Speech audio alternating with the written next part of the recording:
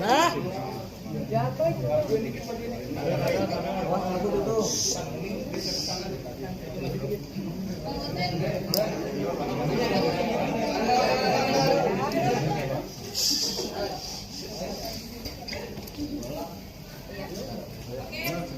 Ya. Saya kan lagi kurang sehat, jadi makanya suaranya agak serak ya. Iya, Mbak. Nah, jadi selamat sore semuanya, selamat siang deh. Jadi hari ini saya mau menceritakan hal-hal yang mungkin banyak asumsi-asumsi di luar sana yang berkembang perihal apapun masalah yang sedang terjadi dalam keluarga saya. Jadi untuk hal yang kemarin malam, saya cerita dari situ dulu. Katanya saya dibilang menculik, menganiaya driver dan suster pribadi anak saya oleh pihak keluarganya Aska. Jadi pada saat hari Kamis, saya mendapati suster saya merekam pembicaraan kami, keluarga saya, ibu dan kakak saya sedang berbicara di dalam rumah, sehingga tertangkap tangan pada saat itu. Saya melakukan, tentu tidak mungkin saya lepaskan begitu saja. Tentu saya harus mengamankan anak-anak buah saya ini. Saya ingin bertanya apa yang terjadi, gitu loh. Ada apa dan bagaimana, gitu loh.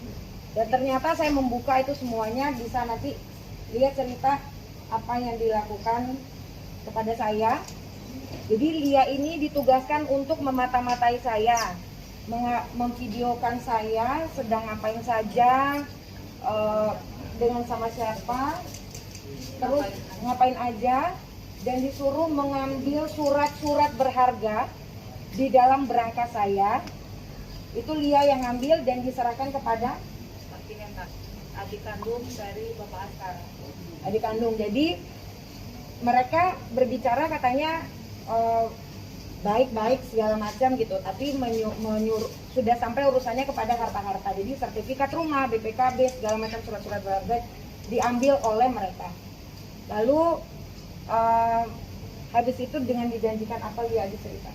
Kalau dijanjikan sih cuma dibilangin naik gaji, tapi belum nyebut nominalnya. Tapi kalau sama driver udah nyebut nominal, Bapak udah kasih 500.000. Masih dijanjikan Bu, sebesar 500.000 setiap bulan. Ditambahin Bu. Cerita satu-satu, lihat cerita mulai kapan apa? Kalau mulai kapannya sih ya kurang lebih 1 bulan yang lalu. Suruh satu pertama nanyain anak-anak positif keluarga dari Bapak Askara, karena Bapak Askara lagi di sel, nggak mungkin nanyain ke saya langsung. Jadi keluarganya mungkin ngasih info ke Bapak Askara. Nggak tahu juga, kalau Bapak emang udah jarang banget kontak ke saya. 2, ya nanya ibu pergi sama siapa, dijemput sama siapa, pakai mobil apa, kemana, pulang apa enggak, itu selalu ditanya. Saya ngaku salah, karena saya kerja sama Bu Nindi, orang lain yang nyuruh, saya salah. Saya disuruh juga karena atas landasan bantu Pak Aska, meringanin Pak Aska yang lagi ada masalah gitu sama kepolisian, seperti itu.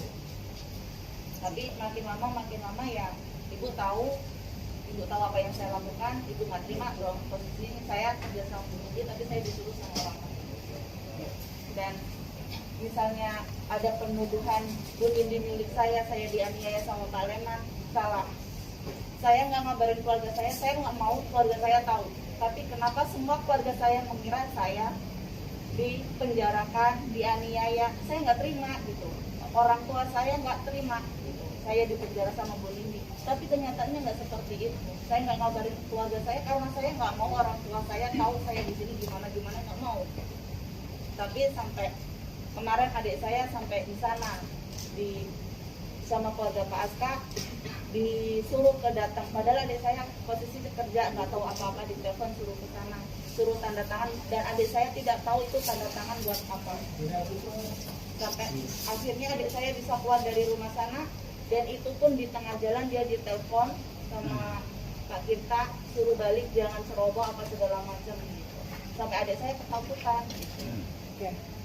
Jadi ini mereka kan bilang kalau itu bukan mereka yang mengambil, keluarganya Lia. Jadi ini nomor teleponnya Kinta, Pak Kinta, namanya Kinta, taruh spellingnya, ini nomor adik ipar saya. Jadi dia yang mengambil, dia nyuruh ini adiknya Lia datang nginep 1 malam di rumah Pak Kinta, nginep 1 malam di situ. Dan ini chattingannya, sorry, adiknya Lia gitu loh. Supir saya lagi ke tempat kerja Mbak untuk jemput, Mbak kalau bisa keluar dari tempat kerja yang lama. Pak, ini saya udah mau ke tempat Mbak Lia, ngapain jangan ke sana, kan udah saya bilang jangan gerak sendiri, telepon saya. Kamu angkat telepon saya dulu, bisa angkat telepon saya. Adiknya langsung berangkat menuju rumah saya gitu loh, karena adiknya dia jadi dikasih tahu kalau dia ini dari pihak keluarganya Aska dianiaya lah, dimasukin sama ibu, disekap sama ibu gitu loh. Buat mastiin adanya ke rumah ibu. Akhirnya adanya kan ke rumah saya gitu, mastiin kalau dia baik-baik saja gitu loh, tidak ada apa-apa gitu loh. Ini Mbak bisa ke rumah lagi sekarang nggak, urgent gitu loh. Jadi kan katanya baik-baik saja sama saya, tapi kenapa melakukan hal-hal seperti ini gitu loh, mau ngapain gitu loh. Saya pun juga saya punya hak 100% terhadap apapun itu urusan harta-harta lah. Saya mikirin aja juga enggak gitu loh. Cuma intinya sekarang dapat informasi katanya Aska memberikan surat kuasa. Seharusnya surat kuasa itu diperlihatkan dulu kepada saya, baru silakan buka berangkas. Saya aja nggak ada buka-buka, kok kenapa kok itu yang dilakukan dulu gitu loh. Padahal kita pun kan, yang saya pahami adalah pihak keluarga pun juga setuju untuk saya melakukan perceraian, tidak ada masalah kok gitu loh. Tapi pihak pengacaranya bilang kalau misalnya keluarganya ingin mendamaikan apa segala macam. Ini kan bukan damai, jadinya malah jadi keruh panjang gitu loh. Buat apa sih? Saya pun juga untuk melakukan ini tuh tidak mudah untuk lepas dari urusan-urusan ini gitu. Saya pun juga dalam kondisi tidak tenang. Saya pun juga terpecah belah, urusan kepala saya ini tuh pikiran saya untuk urusan anak, urusan segala macam. Saya biasanya punya pasangan, tiba-tiba pasangan saya nggak ada gitu loh. Jadi nggak mudah gitu loh untuk melakukan hal ini gitu. Cuma ditambah-tambah lagi dengan hal-hal lain yang udah dilakukan oleh keluarga suami saya gitu loh. Sekarang kita fokus aja dulu apa yang harus dilakukan. Kok ya masalah harta udah diurus-urus dulu gitu loh. Nah ini kalau yang dari pihak Pak Leman, apa Pak Leman? Ya itu Bu, masalah istri saya mengadu. Yang masalah istri saya kan katanya digosipin saya di penjara, dipukulin sampai nggak pulang-pulang. Dia merasa kehilangan dan diteror katanya kan. Akhirnya dia melaporkan ke Polres Jakarta Selatan tentang kehilangan saya gitu. Dan pada suatu malam malam saya langsung datengin aja ke kantor LBH Pekat ya. Nah di situ dia mau konferensi pers tuh. Saya langsung aja masuk ke dalam. Saya panggil istri saya, ayo Bu, ini bukan urusan kita, ayo kita pulang, udah nggak ada urusan di sini. Kamu ngapain ngelaporin saya ke polisi gitu kan? Udah sampai di situ, udah kita berdebat sama istri, akhirnya dia nggak mau pulang juga gitu. Jadi sekarang istri Pak Leman belum ketemu juga? Belum, nggak tahu kemana Bu. Soalnya Saya ajak pulang kan dia nggak mau, masih nyangkal aja kalau saya ada masih ada di polisi gitu. Iya kan. iya. Padahal Pak Leman ini padahal sudah teleponan sama istrinya. Waktu saya itu kan ditelepon udah dikasih tahu kalau minta obat apa segala macam, minta dibawakan baju. Tapi nggak dibilang nggak dibawain, dibilangnya katanya itu bukan Pak Leman. Iya. Jadi informasi dari adiknya Lia adalah istri dari Kinta yang bernama Vina ini tuh menyuruh untuk mereka mematikan handphone. Dan yang menerima sertifikat surat-surat yang dari Lia ini adalah yang menerima adalah Kinta dan Vina. Dia ngambil di depan rumah, di jalan di depan, jadi hanya ngambil dikasih langsung jalan gitu loh. Ini kan udah urusannya rumah tangga, kenapa kok urusannya sama keluarga? Ibu saya aja nggak ngurus-ngurus seperti itu, kakak-kakak saya juga enggak. Kok lucu gitu loh, jadinya malu gitu loh. Dan menurut saya udah terlalu banyak lah diam, dizolimin, saya dituduh-tuduh masukin suami saya. Sekarang logikanya aja, mungkin nggak saya mau menghancurkan citra bapaknya anak-anak saya, bagaimanapun buruknya dia tetap adalah bapaknya anak-anak saya. Gak mungkin saya membuat rekam jejak yang akan terus-terusan ada, dan itu pasti akan membuat anak-anak saya terluka. Dan gak mungkin saya melakukan itu, dan saya sangat sedih dituduh-tuduh seperti itu. Aska sangat tahu sekali apa yang terjadi, dan keluarganya sangat tahu apa yang terjadi. Tapi please stop, jangan blending kemana-mana. Kita clearkan saja dulu. Aska tahu kok apa yang sudah dia lakukan, kesalahannya apa saja. Saya pun juga nggak sempurna, saya pasti punya kesalahan. Cuma kita lurus aja dulu ini apa yang terjadi gitu loh. Jadi kalau untuk urusan ada lagi KDRT, yang memang saya ini sebenarnya ini bukan hal-hal ini tuh sebenarnya tidak ingin saya ceritakan, karena bagaimanapun tadinya ini saya ingin semuanya keep sendiri gitu loh. Jadi pada tanggal 18 Desember saya mendapatkan KDRT lagi yang terus menerus intensitasnya. Jadi tanggal 18 saya ada percocokan, saya dipukul tanggal 18. Akhirnya tanggal 18 itu saya pergi ke rumah ibu saya. Akhirnya tanggal 19 itu ibu saya melihat kalau saya lebam-lebam, walaupun padahal saya sudah tutup-tutupin, dan akhirnya dia tahu karena bengkak-bengkak muka saya pada saat itu. Dan dia nyuruh saya sama kakak saya di telepon untuk berangkat visum. Hal itulah yang membuat saya menjadi kuat, karena tadinya selama 9 tahun saya tidak pernah menceritakan apapun itu bentuknya. Jadi tapi Pak Leman sama Lia tahu persis lah, setiap kalau saya mendapatkan kekasaran atau saya berantem, saya pasti kabur dari rumah. Saya pergi 2 hari, nanti saya pulang sendiri, pergi sendiri, pulang sendiri gitu loh. Jadi tidak pernah saya namanya melibatkan orang-orang lain. Tapi teman-teman saya itu yang terdekat ada tahu. Tapi saya tidak pernah menceritakan detail-detail apapun itu, karena menurut saya yang namanya permasalahan rumah tangga memang sebaiknya disimpan sendiri, tidak boleh menceritakan orang lain. Jadi saya tuh sedih sekarang karena akhirnya bongkahan es yang udah yang akhirnya pecah juga gitu loh. Dan untuk urusan KDRT itu sendiri memang sudah sering terjadi, walaupun intensitasnya itu mungkin setahun berapa kali, dan saya memiliki bukti-buktinya. Jadi dan dilakukan tanggal 18.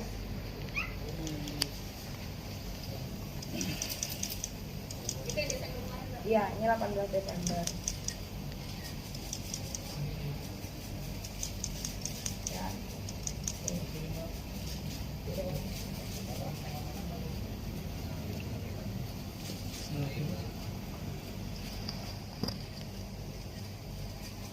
Ya, ini 18 Desember. Ini sekitar bulan Mei. Bulan Mei. Rambut saya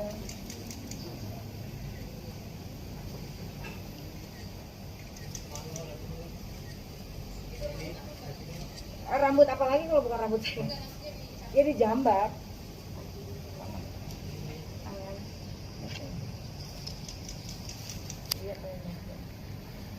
Ini saya lupa tepatnya kapan, tapi bulan Januari juga ada, bulan puasa juga ada.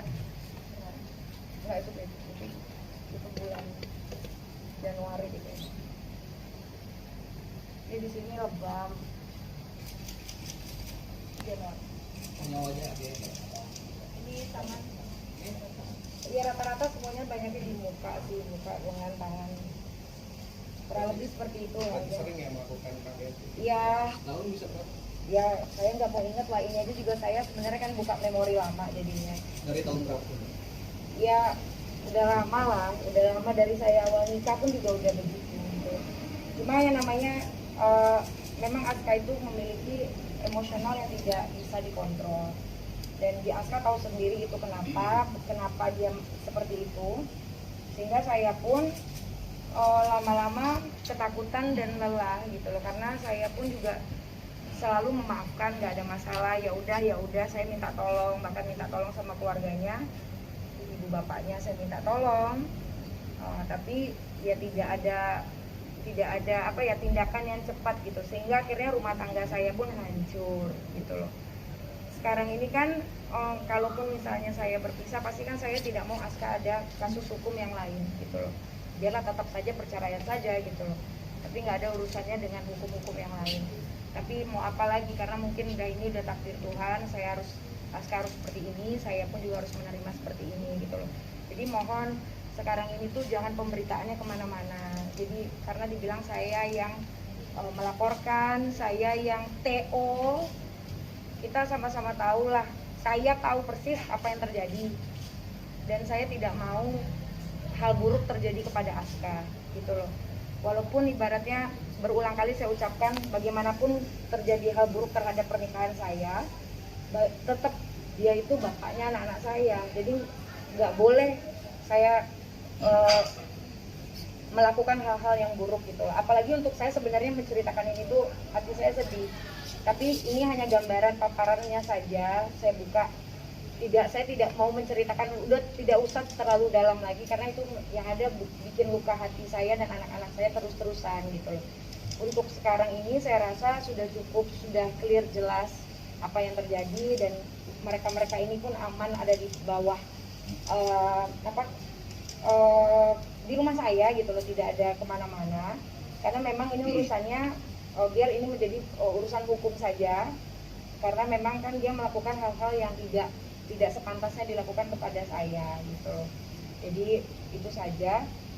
Dan kenapa terjadinya rumah tangga ini kacau-kacau itu karena saya mendapati Aska berselingkuh dari tahun 2015 dan saya baru mengetahuinya di tahun 2018. Jadi akhirnya saya pun berubah perasaan pernikahannya itu langsung berubah karena saya selama menikah tidak pernah sekalipun melakukan hal-hal yang tidak. Dan akhirnya pada saat saya mengetahui itu tahun 2018 saya sudah berbeda dan akhirnya saya menjalani pernikahan ya sudahlah saya sendiri dia sendiri. Jadi kita akhirnya saya menjalani hari-hari itu seperti itulah gitu loh. Akhirnya saya memutuskan pada saat terjadinya pertengkaran di bulan Desember akhir tahun lalu, saya memikirkan ya sudah ini mungkin saya ingin berpisah saja karena rasanya sudah cukup lah. Dan almarhum ayah saya pun juga tahu itu di saat tahun 2018 dia mengetahui kalau saya tersakiti dan dia sedih karena saya anak perempuan satu-satunya. Jadi saya sangat sedih semenjak itu ayah saya kesehatannya drop. Jadi tahun 2019 ayah saya pergi di saat ya dia sudah mengetahui kalau saya tidak seperti apa yang dia kira gitu. Itu saja. Ini